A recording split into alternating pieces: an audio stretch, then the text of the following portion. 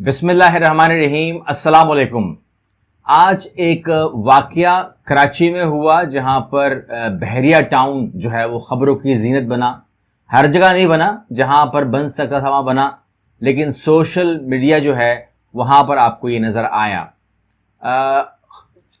کچھ چیزیں ایسی ہیں کہ جو مطلب یہ سمجھ لیجیے کہ بات پر بات ہے تو بات کر رہا ہوں، ورنہ میں نے اس کو اتنا فوکس کیا ہی نہیں۔ بہت سارے لوگ بہت آگے نکل گئے، لیکن میرے لیے ان کے اوپر بات کرنا، میں سمجھتا ہوں کہ نہ آپ لوگوں کا ٹائم بھی قیمتی ہے، میرا بھی ٹائم قیمتی ہے۔ لیکن اسد طور کے اوپر ہم نے ایک ویڈیو دی تھی۔ دیکھیں، بات یہ ہے کہ آپ کو میں نے سمجھانا ہے اس آگ کے واقعے کو، اور جب آپ نے اس آگ کے واقعے کو سمجھنا ہے، بحریہ ٹاؤن کیس کو کھولنا ہے، تو بہت ضروری ہے کہ آپ میری بات سمجھنے کے لیے میں آپ کو وہ تمام باتیں بتاؤں جو آپ کو آج کے بعد سے کام آئیں گی۔ دیکھیں، بات یہ ہے کہ چھوٹی سی بات کر لینے سے کہ آگ لگ گئی، بظاہر مظاہرین آئے، غصے میں آئے، آگ لگا دی، لیکن ایسے خبر نہیں بنتی ہے، آپ کو سمجھ میں نہیں آئے گا۔ چھوٹی سی بات کریں گے، آدھی بات کریں گے، تو کہتے ہیں کہ آدھی اگر آیت سنائی جائے تو مسئلہ آ جاتا ہے، پورا بتانا پڑتا ہے۔ تو پورا یہ ہے کہ اسد طور کو جب ان کی پٹائی ہوئی، کوائٹ فرینکلی، تو 3 لوگ آئے اور حملہ کیا، جو کچھ بھی ہوا، لیکن پٹائی ہوئی سمپل۔ اس میں ہوا یہ کہ کوئی ہاتھ اب ٹوٹے نہیں ٹوٹے اس کو چھوڑ دیتے ہیں، آپ چھوڑ دیجیے، ان کی پٹیوں کی بات نہیں کرتے، بہت سارے لوگ بات کر رہے ہیں اس کے اوپر، ہم سمپل لے کے چلتے ہیں۔ پھر ہوا کیا اس کے بعد ایک کوہرام مچا، ہم نے پریس کانفرنس دیکھی، ہم نے احتجاج دیکھا، میری نوکری جاتی ہے تو جائے، مگر ہم حق اور باطل کی جنگ لڑیں گے۔ اور اس کے بعد پھر آرمی بھی بیچ میں آ گئی باتوں میں، بھارت بھی بیچ میں آ گیا، اسرائیل بھی بیچ میں آ گیا، اور سب کچھ بیچ میں آ گیا ایک اسد طور کی پٹائی کے اوپر۔ تو معاملہ یہ ہے کہ کیا یہ پہلا واقعہ تھا کہ اسد طور کی پٹائی ہوئی تو یہ سب کچھ ہوگا؟ اتنا غصہ دکھا دیا۔ تو بات یہ ہے کہ یہ پہلی بات، یہ واقعہ اتنا چھوٹا اور ایسا نہیں تھا، یعنی کہ اس سے پہلے بڑے بڑے جگہوں کے اوپر آپ نے صحافیوں کو پٹتے ہوئے سنا ہوگا۔ رپورٹ نہیں ہوا، یہی تو جھگڑا ہے۔ احتجاج نہیں ہوا، پریس کانفرنس نہیں ہوئی، پریس کے اوپر نہیں آئے، پریس کلب کے اوپر کھڑے نہیں ہوئے، نوکریوں کی بات نہیں ہوئی، بھارت کی بات نہیں ہوئی، اسرائیل کی بات نہیں ہوئی۔ یہ بھی تو افسوس ہے نا۔ اسی بحریہ ٹاؤن کے اندر جو ہے اچھے خاصے صحافیوں کو درگت بنائی گئی، پیٹا گیا، مارا گیا۔ میں نے بہت کچھ اپنی آنکھوں سے دیکھا، نہ دیکھا ہوتا تو نہیں بات کرتے۔ اس کے بعد کیا سیٹلمنٹ ہوئی چھوڑ دیجیے، لمبی بات ہے، بہت لمبی بات ہے، لیکن آپ لوگوں کے لیے صرف اتنی بات ہے کہ کیا وہ میڈیا کے اوپر آیا؟ تو نہیں جی، وہ میڈیا کے اوپر نہیں آیا، یعنی کہ وہاں پر بھی ہاتھ ٹوٹے، وہاں پر بھی ٹانگیں ٹوٹی، وہاں پر بہت کچھ اور بھی ہوا تھا جو اسد طور کے ساتھ نہیں ہوا۔ لیکن میں نے کسی بھی دل والے کو، جگر والے کو میں نے یہ نہیں کہتا سنا کہ جی میں بڑی کھری سچی باتیں کرتا ہوں اور میرا بڑا نوکری جاتی ہے تو جائے، مگر میں حق کے لیے کھڑا ہوں۔ اس دن کوئی کھڑا نہیں ہوا تھا، تو میرا شک اور ڈاؤٹ اس دن سے قائم ہو گیا تھا کہ یہ سلیکٹڈ ہمیشہ اعتراض ہوگا، آنکھیں بند کر کے ہر مدے کے اوپر بات نہیں کی جائے گی۔ جہاں پر مفاد بیچ میں آ جائے گا، جہاں پر پریشر آ جائے گا، تو وہاں پر بات نہیں ہوگی۔ ملک ریاض صاحب کی جو کہانی ہے وہ بڑی دلچسپ ہے۔ پیسے کہاں دینے ہیں، اشتہار کیسے اور کب کہاں دینے ہیں، کھانا غریب کو کھانا کھلانا ہے کیسے کھلانا ہے، مسجد کہاں بنانی ہے، نوکریاں کن کن لوگوں کو دینی ہیں، وغیرہ وغیرہ، پلاٹ کس کو دینے ہیں، تمام چیزیں ان کو پتا ہے۔ He is a real power, actually he is a real power اس ٹائم جو ہے۔ اب میں آپ کو یہاں پر ایک بہت ہی مثال دوں گا تو وہ سمجھ میں آئے گا میں کیا کہہ رہا ہوں۔ یہ کوئی مطلب آپ گوگل سرچ کر لیں، آپ ویکیپیڈیا کھول لیں، آپ تمام جگہوں پہ چلے جائیں، آپ کو میری باتوں کی تصدیق ہو جائے گی، کیونکہ یہ جو بندہ ہے اس کی تو ہر پارٹی سے تعلقات ہیں۔ آپ لوگوں جب بات کرتے ہیں نا پارٹیوں کی، تو اکثر لوگ مجھے بھی ٹارگٹ کرتے ہیں۔ جب ہم ڈومیسٹک ایشوز پہ بات کرتے ہیں تو یا تو آپ یوتھیے ہیں آپ کے لیے، یا تو وہ جالا ہے، یا تو وہ پٹواری ہے۔ آپس میں سب یہ بنے ہوئے ہیں، یہ بکھرے ہوئے ہیں آپس میں نا، آپس میں دوسرے کو یہ الزامات دے رہے ہوتے ہیں۔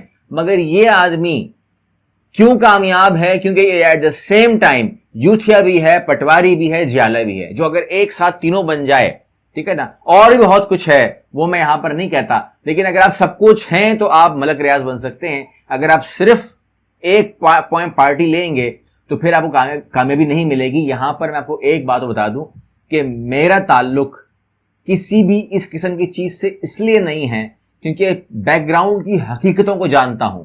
اس لیے اگر آپ مجھے کسی چیز سے جوڑیں گے تو مجھے صرف ہنسی آئے گی, میں رپلائی نہیں کروں گا ان باتوں کا, لیکن مجھے صرف ہنسی ضرور آئے گی. ان کی پاور آپ لوگ جانتے ہیں. آپ لوگوں نے دیکھا ہوگا کہ جس طریقے سے لوگ کھرا سچ کا پروگرام کرتے ہیں, لیکن جب وہی لوگ ان کے سامنے بیٹھتے ہیں تو کھرا سچ سائٹ پر ہوا کہ نہیں ہوا. آپ لوگوں نے خود دیکھا, کیا دیکھا ٹی وی کے اوپر, آج تک وہ نیٹ کے اوپر چل رہا نہیں چل رہا, کہ جواب بھی ملک ریاض دے گا اور سوال بھی ملک ریاض بتائے گا. یہ ہے صحافت کی آزادی, اور یہ ہے دے نوکریوں پہ اس کے اوپر استعفے. ان کے اوپر بنتے تھے استعفے سے نوکریوں کے, دے نہیں. ویسے پاکستان میں آپ لوگوں نے ہمیشہ یہ نام سنا ملک ریاض صاحب کا اور بحریہ ٹاؤن کا. بحریہ ٹاؤن اسلام آباد میں نے اپنی آنکھوں سے دیکھا ہے, بہت بڑا اور شاندار ہے. بحریہ ٹاؤن لاہور میں نے دیکھا اپنی آنکھوں سے, بہت بلاول ہاؤس بھی ہے وہاں پر, بہت کچھ دیکھا, بہت شاندار, بہت بڑا ہے. بحریہ ٹاؤن کراچی میں نے اپنی آنکھوں سے دیکھا ہے, بہت بڑا ہے, بہت شاندار ہے. اور کچھ چیزیں ایسی ہیں کہ جو میں آپ پر کہنا نہیں چاہتا, کیونکہ پراپرٹی کے اندر سمجھ لیں وہ کا آئیڈیا ہے جو ملک ریاض کو آتا ہے, اور ملک ریاض کے ساتھ جو کام کرنے والے لوگ ہیں ان کو آتا ہے, اور وہ ابھی آزماتے ہیں. کچھ لوگوں کو میں جانتا ہوں, یہ طریقہ واردات ہوتا ہے. تو میں یہاں پر وہ سکھانا نہیں چاہتا, کیونکہ اگر وہ طریقہ واردات میں یہاں پہ بات کر لوں گا تو ہو سکتا ہے کچھ لوگ اس کا فائدہ اٹھا کر وہ عمل کرنا شروع کر دیں, اور اس طریقے سے وہ کروڑوں روپے بنانا شروع کر دیں. تو وہ میں بالکل ذکر نہیں کرنا چاہتا, لیکن میں سمجھتا ہوں اور اس باتوں کی پکڑائی دنیا میں نہیں ہے, کیونکہ آپ سیٹلمنٹ کر کے جان چھڑا سکتے ہیں, کیونکہ آپ نے اتنا کچھ کھا لیا ہوتا ہے کہ آپ سیٹلمنٹ کر سکتے ہیں, سیٹلمنٹ ہو جاتا ہے.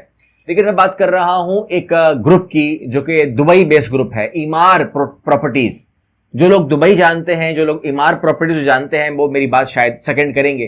ایمار پراپرٹیز کوئی چھوٹا گروپ نہیں ہے. جو لوگ دبئی گئے ہیں وہ لوگ برج خلیفہ ضرور گئے ہوں گے, اور وہ یہ بھی جانتے ہوں گے شاید کہ برج خلیفہ جو ہے پہلے برج خلیفہ نہیں تھا. جب یہ بن رہا تھا ایمار پراپرٹیز نے بنایا اس کو, اس کا نام برج دبئی تھا, تو ہم اس کو تب سے جانتے ہیں. لیکن وہ 163 منزلیں ہیں, ٹھیک ہے نا. آپ میرا خیال ہے 123 منزل کے اوپر اور 148 منزل کے اوپر آپ جا کر آپ نظارے بھی کر سکتے ہیں. تو ایک ایسی کمپنی کی بات کر رہا ہوں جس نے برج دبئی بنانا تھا, لیکن وہ برج خلیفہ کیوں ہو گیا بتا رہا ہوں. لیکن بتا رہا ہوں آپ کو کہ وہ کمپنی جو ہے وہ صرف دبئی کے اندر نہیں ہے, کوئی چھوٹا سٹیجنٹ نہیں ہے. وہ ایجپٹ میں ہے, وہ انڈیا میں ہے, وہ سعودی عربیہ میں ہے, وہ سیریا میں ہے, وہ ترکی میں ہے, پاکستان میں ہے, عراق میں ہے, بہت ساری دنیا کے بہت سارے ملکوں میں کام کر رہی ہے. وہ ایک بہت بڑی پراپرٹی کمپنی ہے, اور اس نے جب برج دبئی بنایا تو وہ فائنینشل کرائسس میں آ گئی, اور جب وہ فائنینشل کرائسس میں آئی تو اس نے ادھار کس سے لیا, پیسہ کس سے مانگا, ابو دھابی کے بادشاہ سے, کیونکہ دبئی کے بادشاہ نے منع کر دیا تھا کہ میرے پاس اتنا پیسہ نہیں ہے. تو ابو دھابی کے بادشاہ نے, یہ گوگل آپ سرچ کر سکتے ہیں, وہاں پر بھی لازمی ہے کہ ایمار پراپرٹیز کو انہوں نے کہا کہ ہم آپ کو پیسے دیتے ہیں, لیکن یہ برج دبئی نہیں ہوگا, یہ برج خلیفہ ہوگا. اور وہاں پر اوپننگ ہوئی, اور اس اوپننگ کے اندر ہمیں بھی شرف ملا جانے کا تھا, ہم بھی گئے, اور آپ لوگوں نے بھی دیکھا کہ وہاں پر ایک رنگا رنگ تقریب ہوئی, تمام چیزیں ہوئی, لیکن وہ برج خلیفہ کہلاتا ہے آج. ایک ایسی کمپنی جو برج خلیفہ بناتی ہے, جو 10 ملکوں میں کام کرتی ہے, وہ بھی کرائسس میں آ جاتی ہے, مگر یہ کرائسس میں نہیں آتے. بس اتنی سی بات ہے کہ میں طریقہ واردات نہیں بتاؤں گا, لیکن میں یہاں پہ یہ بتاؤں گا کہ جہاں جہاں آپ گئے اور جن جن گوٹس کے اوپر وہ گئے, جہاں جہاں پر احتجاج ہوا, جو نہیں بکے, جن کے فیصلے نہیں ہوئے, اور وہ لوگ پریشان تھے اور وہ احتجاج کر رہے تھے. دیکھیں بات یہ ہے کہ آپ کسی کے اگر حکمران ہے نا تو حکمران تحفہ نہ لے. میں ایک ریکویسٹ کر رہا ہوں, ٹھیک ہے نا. جب آپ تحفہ پکڑ لیتے ہیں تو پھر آپ سے بات نہیں ہوتی ہے.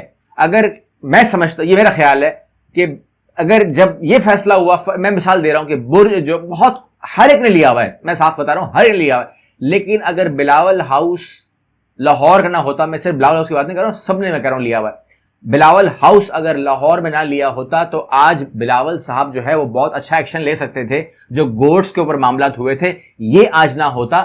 ہوا یہ کہ وہاں پر گوٹس کے مسائل اٹک گئے, پھنس گئے, اور اتنی اچھی انصاف کی آواز نہیں آئی, تو ان کو جو جماعتیں ہیں, جو وہاں پر جماعتیں ہیں, وہ اکٹھی ہوئیں اور وہاں پر انہوں نے احتجاج کرنا تھا. یہ فیصلہ نہیں ہوا تھا کہ آگ لگائیں گے, جلائیں گے, گھرائی کریں گے, اندر جائیں گے. یہ فیصلہ نہیں ہوا تھا. اب ہمیں دیکھنا یہ ہے کہ یہ جو آگ لگی ہے, یہ لگی تو ہے, اور جو پراپرٹی ٹوٹی ہے وہ ٹوٹی تو ہے, لیکن جس طرح ہم دیکھتے ہیں کہ پورا مجمع کھڑا ہوتا ہے اور ایک آواز آتی ہے مارو, تو مارنا شروع کرتے ہیں. تو مجھے یہ چیک کرنا ضرور ہے کہ مارو, جلاؤ, آ جاؤ, حملہ کرو, شروع ہو جاؤ, وہ آواز کس کی تھی. بس صرف ہمیں شروع میں وہ آواز ڈھونڈنی ہے. اگر ہمیں وہ آواز مل جائے گی تو میں سمجھتا ہوں کہ انصاف ہو جائے گا. لیکن اب میں سمجھتا ہوں کہ اب صرف چھوٹے پیمانے پر تو نہیں ہو سکتا, ممکن نہیں ہے. یہ معاملہ پرائم منسٹر آف پاکستان کا ہے, یہ معاملہ چیف آف آرمی سٹاف کا ہے کہ اس کیس کو مکمل طور پہ کھولیں. یہ صرف آگ کا مسئلہ نہیں ہے, آگ بہت جگہ لگی ہوئی ہے. یہ صرف پراپرٹی کا مسئلہ نہیں ہے, پراپرٹی بہت جگہ چھڑی ہوئی ہے. تو میری ریکویسٹ یہ ہے, ہاتھ جوڑ کے ریکویسٹ کرتا ہوں کہ چیف آف آرمی سٹاف صاحب, وزیر اعظم پاکستان صاحب, آپ لوگوں سے درخواست ہے کہ ڈائریکٹ اپنے ماتحت کام کیجئے, ڈائریکٹ کام کیجئے اور نوٹس لے لیجئے. از خود نوٹس بھی ضروری ہے اس کے اندر. تو جو سپریم کورٹ کے چیف جسٹس صاحب, آپ سے بھی ریکویسٹ ہے کہ نوٹس لے لیجئے کہ معاملہ اس سے آگے جائے گا تو بہت اور سارے لوگ ہیں جو ابھی خاموش ہیں, لیکن ان کو بھی اپنے فیوچر کا پتہ نہیں ہے. تو اگر جب ان کو پتہ چلے گا تو پھر کیا ہوگا. تو امید کرتا ہوں کہ اس کا نوٹس لیا جائے گا اور اچھا رسپانس آئے گا, اور آپ لوگوں کے سامنے بھی جو ہے کچھ حقیقت آئے گی. اس ٹائم جو حقیقت بیان کی جا رہی ہے, کچھ الاؤ ہے, کچھ نہیں الاؤ, کچھ خاموشی ہے. معاملہ ہماری سوچ سے بہت اوپر ہے. اللہ حافظ.